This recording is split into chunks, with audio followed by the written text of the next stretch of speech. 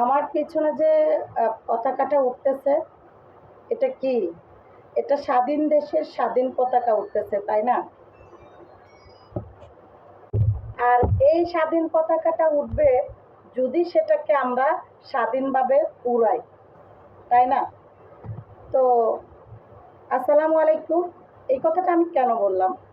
আমরা স্বাধীন দেশ পেয়েছি, আবার নতুন করে দেশ সফলতা হয়েছে, শান্তি ফিরে এসেছে।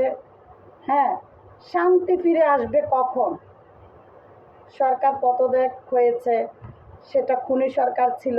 যাই হোক, আপনারা ছাত্ররা সবাই মিলে এটা উদ্ধার করেছে দেশটাকে। কিন্তু এই দেশে শান্তি ফিরে আসবে তখনই যখন জ্বালাও পোড়াও এগুলো বন্ধ হবে।